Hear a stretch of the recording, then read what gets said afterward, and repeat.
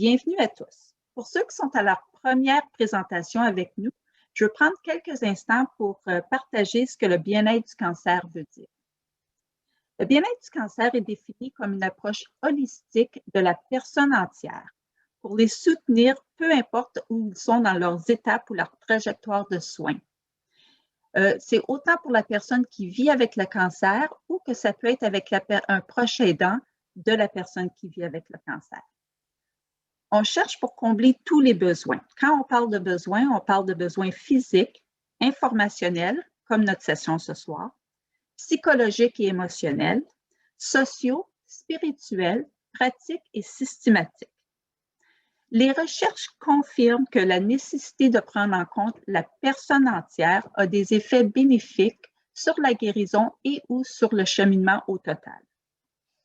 Alors nous, au Centre, on offre des programmes qui sont gratuits pour les gens qui vivent avec le cancer grâce à nos donateurs très généreux, grâce à notre base de volontaires énorme et ainsi de suite à nos efforts pour nos levées de fonds.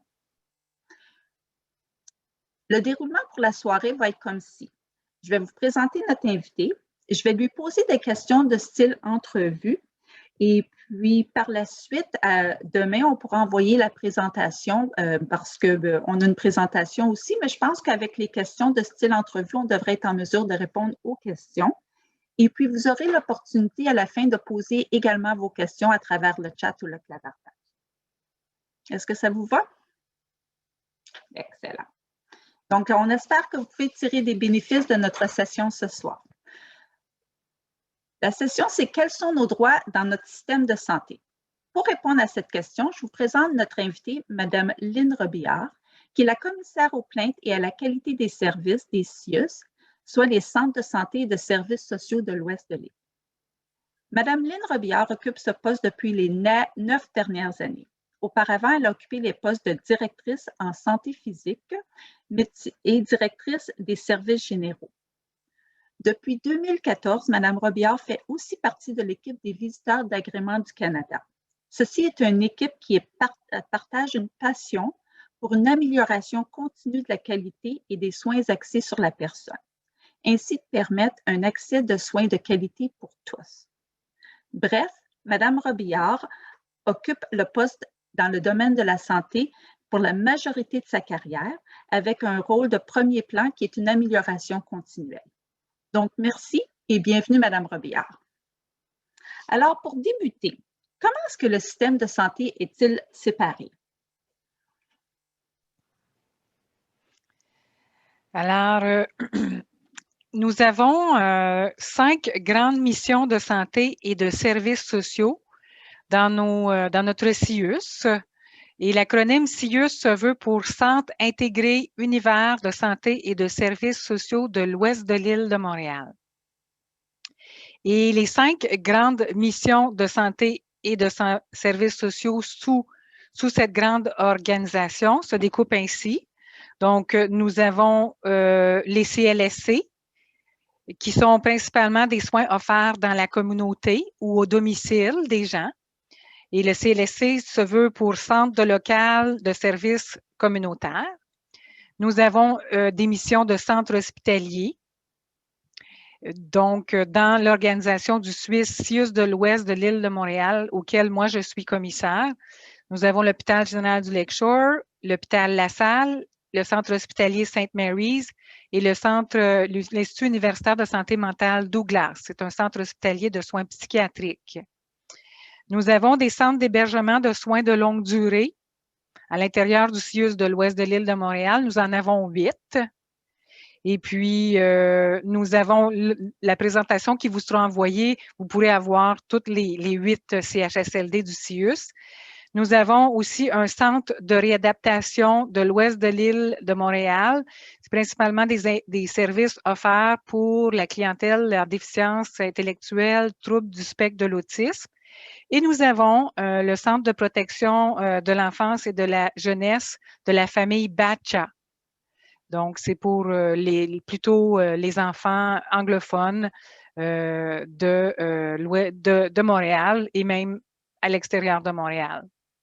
Alors, voilà les 5 grandes missions là, de santé et de services sociaux à l'intérieur du CIUS. C'est énorme, hein?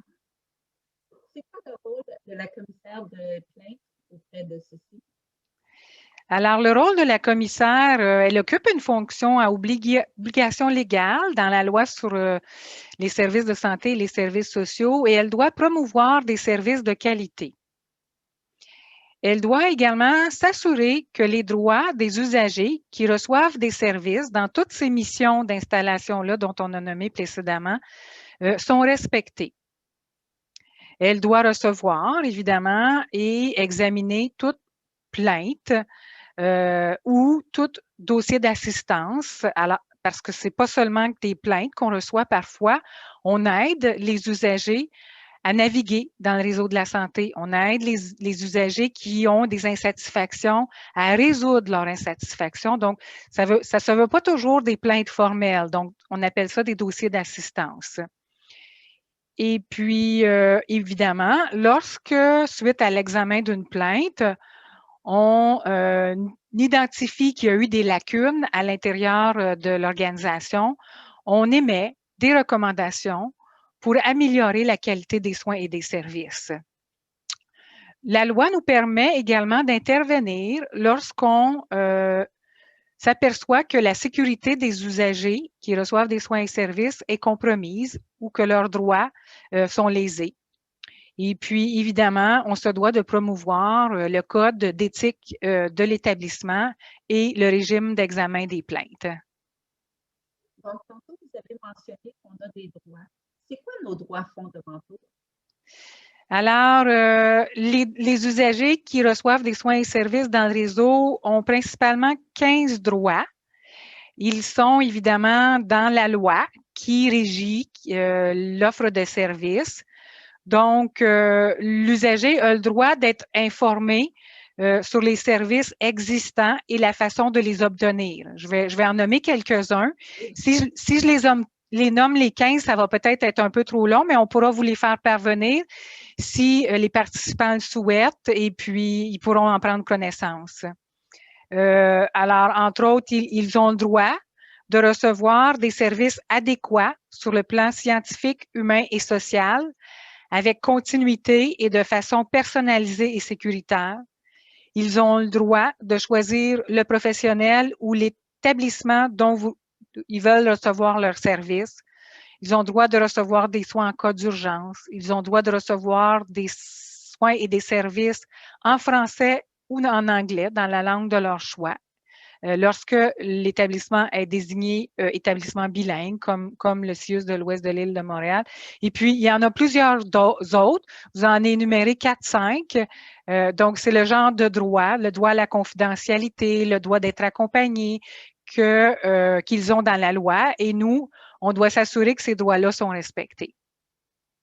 Donc, est-ce que c'est une des raisons pour lesquelles on peut porter plainte? Il y a d'autres raisons autres que les droits. C'est une très bonne question. Merci, Madame Lafrance. Pour que la plainte puisse être recevable, il faut qu'elle vise les droits des usagers.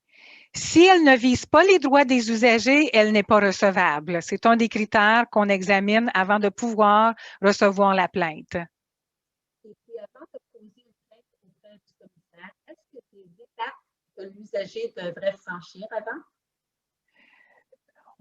La première étape, habituellement, on recommande de s'adresser au gestionnaire du service concerné.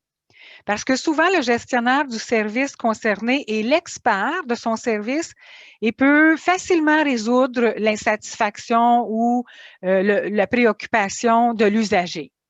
Et lorsque cette première étape-là, si toutefois l'usager demeure insatisfait, même une fois avoir porté sa préoccupation au gestionnaire, eh bien, il peut s'adresser au bureau du commissariat aux plaintes et à la qualité des services, à la commissaire. Et puis, quand on parle d'usager pour porter plainte, est-ce que ça peut être, on peut porter plainte pour quelqu'un d'autre? Évidemment, l'usager a le droit d'être accompagné pour porter plainte. Si l'usager est apte, il doit donner l'autorisation à la personne qui va l'aider qui va être l'auteur de la plainte pour lui. S'il est apte, nous, on doit obtenir l'autorisation de la personne qui va formuler la plainte pour lui. S'il est inapte, il faut que ce soit son représentant légal. Et puis pour donner autorisation, est-ce que c'est fait verbalement ou c'est un document écrit? De quelle façon c'est fait? Ça se fait verbalement. Souvent, on va demander à la personne qui souhaite porter plainte, si c'est pour son papa, on va demander au fils, on va dire, est-ce qu'on peut communiquer avec votre papa pour lui demander son autorisation? Puis là, il va nous dire oui, puis il va nous donner son numéro de téléphone et cette communication verbale-là, cette autorisation verbale-là suffit. Si on voulait porter plainte dans le secteur privé, est-ce que c'est de la même façon? Pas du tout. Alors, si par exemple, on souhaite porter plainte dans une clinique médicale privée où il y a des médecins, où il y a des infirmières, où il pourrait y avoir des travailleurs sociaux, des nutritionnistes, eh bien, ce n'est pas sous la juridiction de la commissaire du CIUS. À ce moment-là, il faut s'adresser aux responsables de la clinique médicale privée dans un premier temps, peut-être pour résoudre la préoccupation ou l'insatisfaction. Et si ce n'est pas satisfaisant, bien, il faut s'adresser aux ordres professionnels. Donc, si l'insatisfaction vise le médecin, ça va être le collège qui est l'Ordre Collège des médecins du Québec. Si l'insatisfaction vise l'infirmière, ça va être l'Ordre des infirmières et infirmiers du Québec et ainsi de suite, selon le professionnel. Donc, si j'ai bien compris, une plainte qu'on veut poser dans le public, on passe par vous, puis une plainte qu'on veut poser dans le privé, on s'adresse aux ordres professionnels. Exactement. C'est quoi le délai de réponse qu'on peut s'attendre une fois qu'on dépose une plainte auprès du commissaire? Le délai prescrit dans la loi est 45 jours. Toutefois, ce n'est pas un délai de rigueur. Il arrive dans certaines occasions où le gestionnaire, par exemple, a toutes sortes de contraintes qui fait en sorte qu'il ne peut pas nous présenter ses observations entourant l'événement indésirable qui lui a été rapporté, soit parce qu'il est en vacances ou il est à l'extérieur dans une formation ou des choses comme ça. Donc, à ce moment-là, nous, notre droit, notre devoir, c'est d'informer le plaignant que nous allons dépasser le délai de 45 jours prescrit par la loi. Et durant le processus de plainte, de quelle façon est-ce que l'usager est tenu informé? Eh bien, on dit à l'usager qu'il peut toujours communiquer avec le bureau du commissariat aux plaintes s'il souhaite avoir un suivi concernant l'examen de sa plainte. Et puis, j'ai une question qui vient de rentrer. Donc, avant de la poser à la fin, je vais la poser tout de suite. C'est quoi le délai approximatif une fois qu'on pose une plainte? Donc, on parle de combien de jours? Parce qu'on a parlé de délai maximal. Oui. Eh bien, 80% de tous nos dossiers de plainte sont rendus à l'intérieur de 45 jours. Donc, c'est une bonne proportion de nos plaintes qui sont examinées à l'intérieur des délais prescrits. S'ils ne sont pas examinés à l'intérieur des 45 jours, bien, ça va dépasser, ça peut peut-être aller jusqu'à 3 mois, un petit peu plus, là, 60 jours. Certains, parfois, ça peut même être 100 jours, 120 jours. Donc, mais c'est ça. Je peux pas préciser, mais la majorité des plaintes sont rendues à l'intérieur. 80%, vous allez voir dans notre rapport annuel qui est public, qui va être publié là, sur notre site web, sont répondus à l'intérieur de 45 jours. C'est le code Pareto, 80% versus le 20%. C'est ça. Dites-moi si à la fin, on est en désaccord avec la plainte ou le résultat de la plainte, est-ce qu'on a d'autres recours? Absolument. L'usager peut avoir recours au protecteur du citoyen pour faire examiner sa plainte s'il est insatisfait de la conclusion reçue par la commissaire ou ses délégués. Et puis, combien de temps est-ce qu'on a pour porter recours suite à une situation indésirable? vous pouvez, le recours, si j'ai bien compris la question, il n'y a pas de délai au protecteur du citoyen. Donc, ça peut être 3 mois plus tard, 6 mois plus tard, 1 an plus tard. Mais évidemment, plus le délai est long, plus c'est difficile pour le protecteur du citoyen de réexaminer l'événement indésirable. Donc, on encourage les usagers qui sont insatisfaits de la conclusion de la commissaire ou de ses délégués, lorsqu'ils reçoivent leur lettre, d'utiliser le recours au protecteur du citoyen le plus rapidement possible. On a parlé en général. Je voulais juste amener quelques exemples dans le quotidien.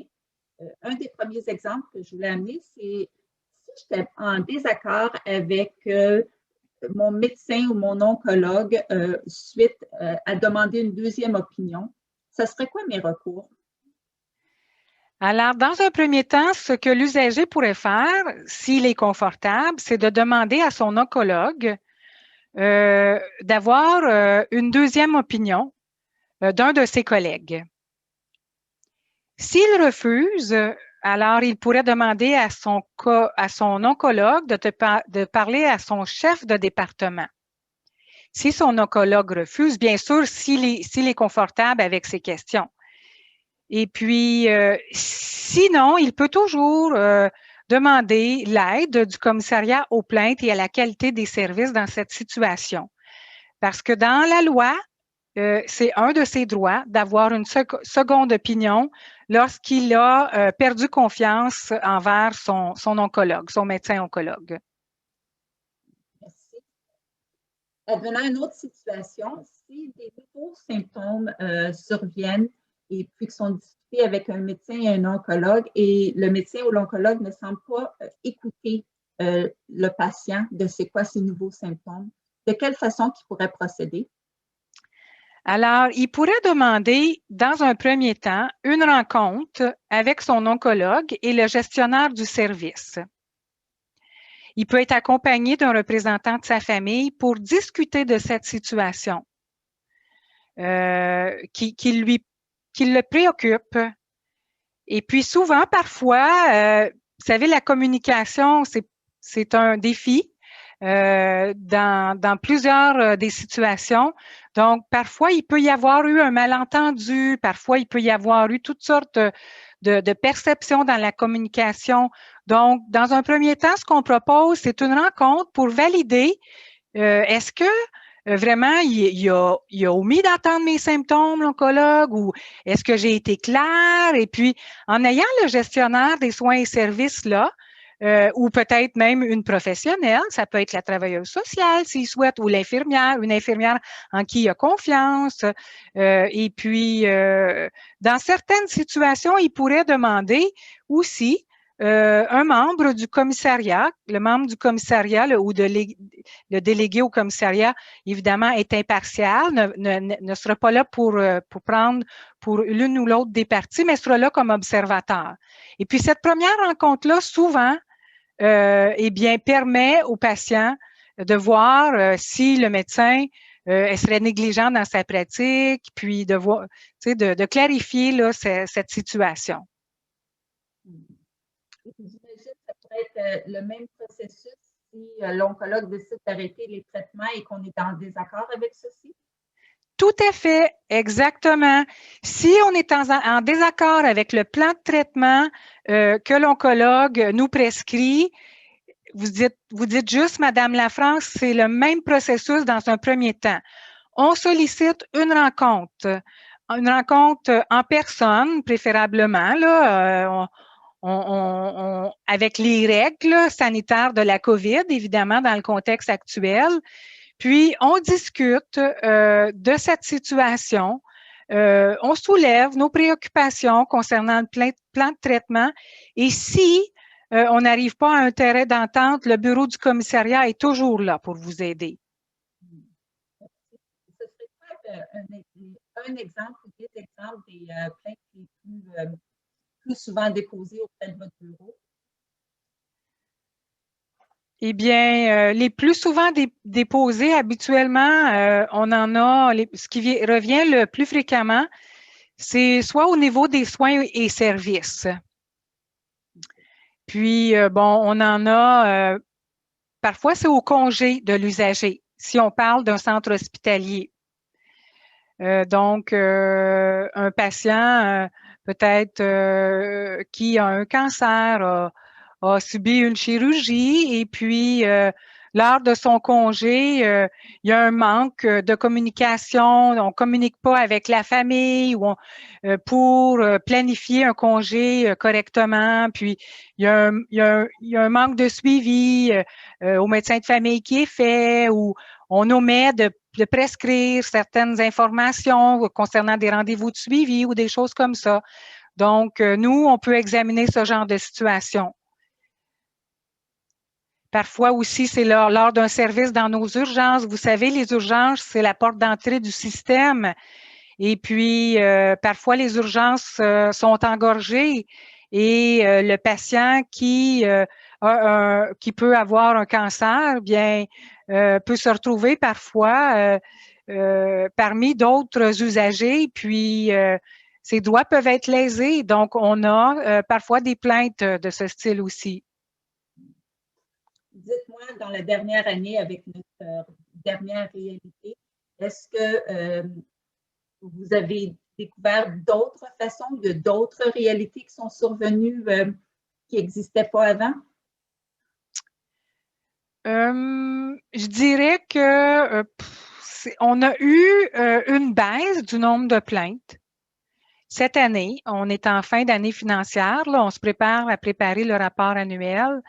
Et puis, la raison qu'on peut interpréter, c'est que évidemment, plusieurs des activités des services ont été délestées pour utiliser du personnel à gérer les éclosions dans les CHSLD, entre autres, à vacciner tous les citoyens. Donc, étant donné qu'on a dû délester des services, bien, on s'est retrouvé à avoir moins de plaintes à examiner. Donc, hormis ceci, il n'y a pas vraiment eu de grosses différences. Justement, notre prochaine question, c'était au niveau des délais de dépistage et des délais de chirurgie qui font souvent les manchettes. En fait, justement encore ce matin. Est-ce que vous avez des mots rassurants pour nous? Eh bien, moi, citoyenne, tout comme vous tous, je suis tout ce que notre ministre de la Santé et notre ministre, M. Legault, évidemment, nous présentent. Et puis, j'ai confiance, eux sont aussi préoccupés par ces délais. Et puis, tout ce que je peux vous dire, c'est que c'est connu, là, ils le savent là, qu'il y a des délais importants. Malheureusement, moi, j'ai pas de pouvoir pour réduire ces délais ou ces listes d'attente-là dans la loi. Ça, c'est vraiment sous la gestion de notre ministère de la Santé avec M. Legault. J'aimerais bien pouvoir vous donner des mots rassurants. Mais tout ce que je peux dire, c'est qu'il faut faire confiance en notre gouvernement, en notre ministère de la Santé pour trouver des solutions pour rapidement opérer tous ces usagers-là qui requièrent une opération, évidemment, avec des grilles de priorité bien claires et précises pour qu'il y ait le moins de conséquences possibles. Et j'ai confiance qu'ils sont capables de faire ça. Merci. Quelles autres sources sont disponibles à nous autres que le commissaire? Eh bien, nous travaillons en étroite collaboration avec le comité des usagers. La présidente du comité des usagers est Madame Micheline Belland. Elle peut vous donner de l'information concernant vos droits. Elle peut aussi vous aider lorsque vous pourriez être confus dans le système. C'est pas facile de naviguer dans le réseau de la santé. C'est une grosse organisation depuis la fusion vécue en 2015, lorsque M. ministre Gaétan Barrette était au pouvoir. Alors, le comité des usagers est vraiment là pour vous aider. Et on travaille en étroite collaboration, le commissariat aux plaintes avec le comité des usagers. Et lorsque les membres du comité des usagers, une fois que vous avez porté leurs préoccupations à leur attention, ils sont capables, ils ont assez de jugement pour déterminer que c'est plus dans le mandat de la commissaire, du bureau du commissariat aux plaintes. Alors, à ce moment-là, ils vont communiquer avec nous, puis ils vont nous transférer le dossier. Nous avons aussi le Centre d'assistance et d'accompagnement aux plaintes, qui est un partenaire à nous. Alors, tous les usagers qui veulent être accompagnés pour rédiger leurs plaintes, qu'elles soient écrites ou verbales, peuvent utiliser ce service. Alors, évidemment, ils peuvent communiquer avec nous, mais dans la présentation que je pourrais vous transmettre, là, ces informations-là aussi là, vont vous être acheminées. Est-ce que justement, dans cette présentation qu'on va envoyer demain, est-ce que j'ai omis des points importants que vous voudriez partager? Eh bien, la grande partie des questions a répondu là, à la présentation. Peut-être que je pourrais vous présenter l'organigramme du CIUS et puis les installations, si vous souhaitez, ou si vous souhaitez qu'on prenne les questions des participants, on peut faire ça également, puisqu'on vous dites que vous allez là, faire suivre la présentation aux participants. Alors, libre à vous, à votre convenance. J'ai quelques questions, justement. Donc, on va faire les questions, puis après, on pourrait présenter l'organigramme. D'accord. À qui s'adresse-t-on si le service est rendu dans un hôpital sur l'île de Montréal, mais le patient réside à l'extérieur? Ah, si le service est reçu sur l'île de Montréal, peu importe le lieu de résidence de l'usager, ça va être sous la juridiction du CIUS de l'île de Montréal. Une autre question. Le protecteur du citoyen doit-il attendre que le commissaire rend une décision? Un usager peut-il déposer une plainte au CIUS et au protecteur du citoyen en même temps? C'est une bonne question. Le protecteur du citoyen vérifie toujours si le commissaire a examiné une plainte. Si le commissaire n'a pas examiné une plainte et rendu ses conclusions, il va demander à l'usager d'utiliser la première instance dans un premier temps, le bureau du commissariat aux plaintes et à la qualité des services. Merci. Beaucoup de médecins souhaitent des rendez-vous virtuels en raison de la COVID. L'usager peut-elle insister que les rendez-vous soient en personne? Bien là, ça c'est évidemment, si le service médical peut être donné en virtuel de façon sécuritaire, eh bien, et puis ça, c'est le médecin qui a des devoirs et des obligations professionnelles. Il a une licence, évidemment. Et sa licence lui est délivrée par l'ordre qui s'assure de la protection du public et l'ordre, c'est le Collège des médecins du Québec. Si lui, il offre un service virtuel, c'est parce que selon son jugement et selon ses évaluations, il offre un service de qualité à son patient. Donc, l'usager ne peut pas lui obliger d'offrir un service présentiel. J'ai une autre question. Si je travaille dans un endroit et maintenant, après avoir eu le cancer, je ne peux pas faire le même travail qu'avant. Ai-je le droit de travailler moins ou de changer de place pour une autre section? J'ai pas saisi votre question parce que la première partie, le micro n'était pas clair. Oui, je suis vraiment désolée pour ceci. Je ne sais pas pourquoi. Des fois, j'ai des difficultés. La loi fait, Murphy's Law fait en sorte que ce soir, le micro ne fonctionne pas bien. Désolée. Si je travaille dans un endroit Et maintenant, après avoir eu le cancer, je ne peux pas faire le même travail qu'avant. Ai-je droit de travailler moins ou de changer de place pour une autre section? Mais ça, c'est une question qu'on doit adresser aux ressources humaines de son organisation. Moi, c'est hors de ma juridiction. Je ne peux pas répondre à cette question-là. Est-ce qu'il y a d'autres questions?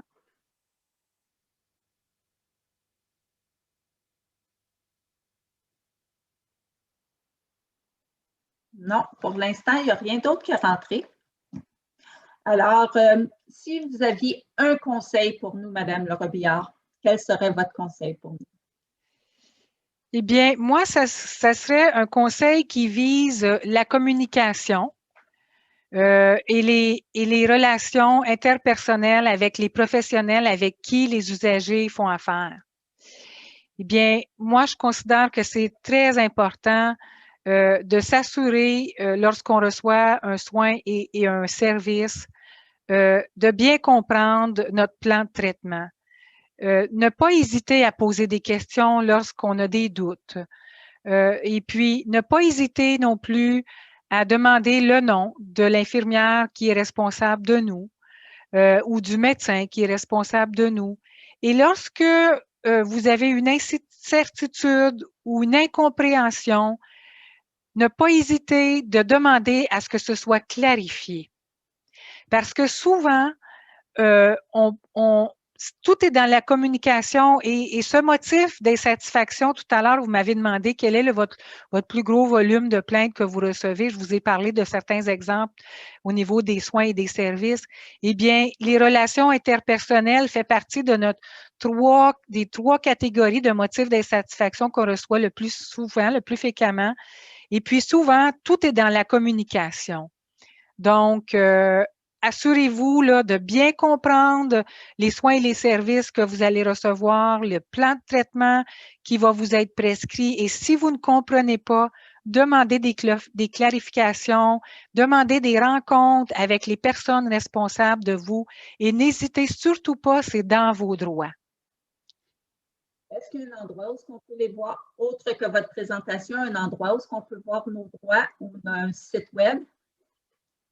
Bien sûr, si vous allez sur le site web du CIUS de l'Ouest de l'île de Montréal, vous pouvez aller à la section de la commissaire aux plaintes et à la qualité des services et puis vous allez pouvoir voir où sont vos droits à l'intérieur de ce site web-là, si je ne me trompe pas, là. Ouais. Il faudrait que je vérifie, mais je crois que vos droits vont être là.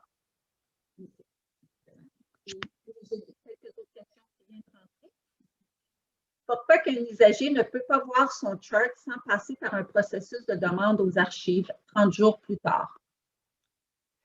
Eh bien, l'usager peut demander d'avoir accès à son dossier médical. S'il est hospitalisé, il doit être accompagné d'un professionnel pour avoir accès à son dossier médical. Maintenant, s'il n'est plus hospitalisé, il peut avoir accès à son dossier médical. Le service des archives, évidemment, lui est dans l'obligation, ça fait partie des articles de la loi qui régit toute l'offre de soins et services du réseau de la santé. Le service des archives est dans l'obligation de conserver le dossier médical du patient en toute confidentialité. Mais le dossier du patient et son contenu appartient au patient. Donc, il a le droit d'obtenir une copie, mais il y a une procédure pour obtenir une copie et cette procédure-là, eh bien, elle est dans la loi, elle doit être respectée. Il faut en faire une demande avec le formulaire conçu à cet effet en bonne et due forme. Donc, le délai de 30 jours, c'est plus un délai pour procéder aux archives. C'est ça. Okay. Et, une autre question, des fois, un patient peut avoir crainte de porter plainte au niveau des répercussions qui pourraient être perçues par la suite auprès du médecin. Quand on porte plainte, est-ce que le médecin le sait? C'est une très bonne question. Évidemment, dans la loi, c'est bien indiqué qu'il n'y a aucun risque de représailles de déposer une plainte au bureau du commissariat aux plaintes et à la qualité des services. Alors, pour répondre à la deuxième question, est-ce que le médecin va obtenir copie de la plainte déposée à son égard?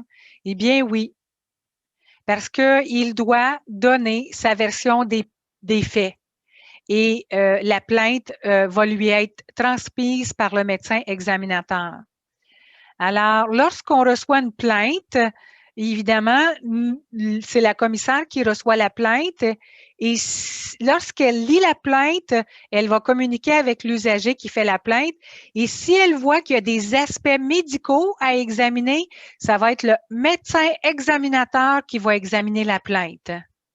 Et lorsque le médecin examinateur va rendre les conclusions au plaignant, si le plaignant était satisfait des conclusions du médecin examinateur, eh bien là, son droit de recours n'est pas au protecteur du citoyen, mais au comité de révision du CIUS. Une autre question, c'est si on ne peut pas trouver un médecin de famille, on attend toujours pour trouver un médecin de famille, qu'est-ce qu'on peut faire? Eh bien, c'est une question similaire aux listes d'attente pour les chirurgies. Vous avez le droit d'avoir un état de situation où vous vous trouvez sur la liste d'attente. Combien qu'il y a de personnes avant vous sur la liste d'attente ça, c'est dans vos droits. Vous pouvez demander comme un état de situation pour avoir un ordre de grandeur où vous vous trouvez sur la liste d'attente. Mais le bureau du commissariat aux plaintes et à la qualité des services n'a pas le pouvoir d'éliminer les listes d'attente pour avoir accès à un médecin de famille, ni le pouvoir d'éliminer les listes d'attente pour ce qui est des chirurgies. Est-ce que ça arrive parfois qu'une plainte se rend dans les tribunaux? C'est une très bonne question. Alors, les articles de la loi sont clairs à ce sujet. Lorsque l'usager reçoit les conclusions de la commissaire ou du médecin examinateur, il ne peut pas utiliser la lettre de conclusion de la commissaire ou du médecin examinateur pour se défendre en cours. Il ne peut pas non plus, ça ne peut pas lui nuire, OK? Donc, le bureau du commissariat ne peut pas utiliser le contenu de son dossier de plainte pour se défendre dans une instance judiciaire non plus. C'est très important, c'est une excellente question. Alors, l'objectif ultime de déposer une plainte, c'est pour aider à améliorer la qualité. On est dans la qualité des soins et des services et de prévenir la récurrence d'un événement indésirable qui s'est produit. Mais ça ne changera rien à ce qui s'est produit dans le passé. Okay? Alors, ça ne peut pas être utilisé dans une instance judiciaire, le dossier de plainte. C'est pour ça que parfois, c'est très important de clarifier les attentes du plaignant. Si le plaignant dit, moi, là, je veux avoir un dédommagement, je considère qu'il y a eu un manquement, que j'ai eu des conséquences graves suite aux soins et aux services que j'ai reçus, je veux avoir un dédommagement, eh bien, il va être déçu lorsqu'il va déposer une plainte et recevoir les conclusions parce que c'est pas le service qu'on offre. Et puis, si l'usager veut obtenir un lien de causalité, là, je donne un petit peu plus d'informations que la question initiale, mais je pense que ça va intéresser les participants. Donc, si lui, il dit, moi, là, mon enfant a un retard de développement et c'est causé par un manquement dans un traitement X que mon enfant a reçu, alors, je veux que vous me le prouviez, Madame le commissaire, eh bien, il va être également déçu parce qu'on n'est pas des coronaires. On n'est pas dans des liens de causalité. Donc, le dossier du CIUS et un recours devant les tribunaux peut avoir lieu en même temps. Le dossier du CIUS et un recours devant les tribunaux peut avoir lieu. Les deux processus pourrait avoir lieu en même temps. Donc, vous, votre mandat, c'est améliorer la qualité, sauf de l'autre côté, devant les tribunaux, on peut poursuivre notre cause personnelle. Tout à fait. Okay. Alors, exactement. Oui. C'est à quel point qu'un médecin ou quelqu'un dans le soin hospitalier pourrait perdre son emploi suite à plusieurs plaintes? Oh. Eh bien, les sanctions disciplinaires ne sont pas sous la juridiction de la commissaire ni du médecin examinateur.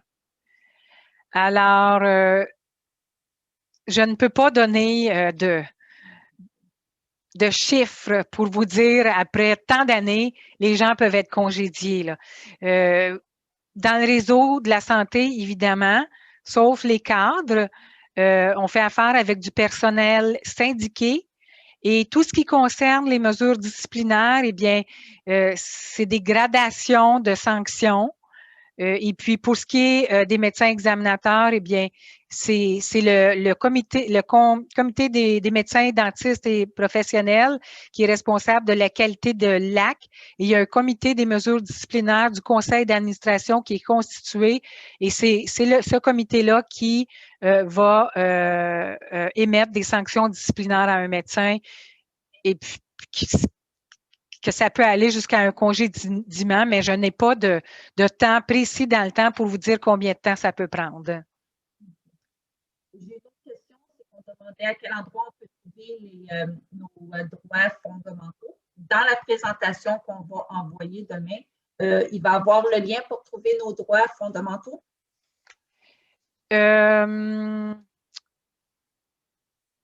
Il va falloir qu'on ajuste la présentation.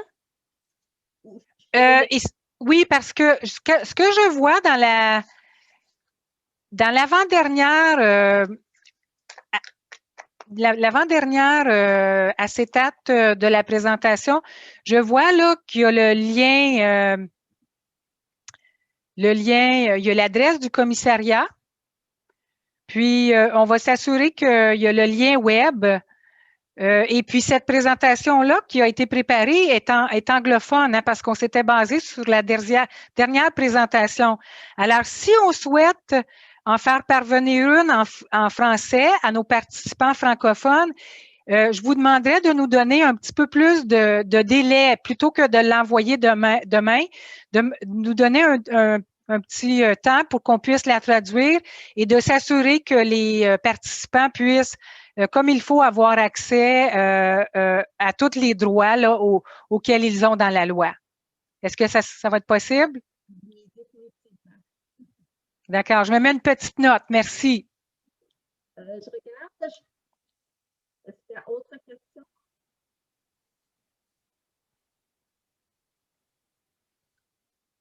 Non, je crois que ça complète. Écoutez, Madame Robillard, je sais que ces temps-ci, c'est tellement occupé et c'est tellement chargé avec plein de défis. Franchement, je vous remercie pour la générosité de votre temps, pour être avec nous ce soir, pour partager de l'information que j'espère sera très informative à tous nos participants. Un gros, gros merci à vous. Eh bien, je souhaite vous remercier, Madame Lafrance, et je souhaite remercier Madame Dagwood de m'avoir invité à présenter ce soir aux citoyens de l'Ouest de l'île qui utilisent vos services. Ce fut un grand plaisir et surtout, n'hésitez pas, vous êtes des partenaires extrêmement importants dans le réseau et on travaille en collaboration avec vous. Merci. Bonne soirée tout le monde. Profitez de la belle température qui est à nos portes. Merci.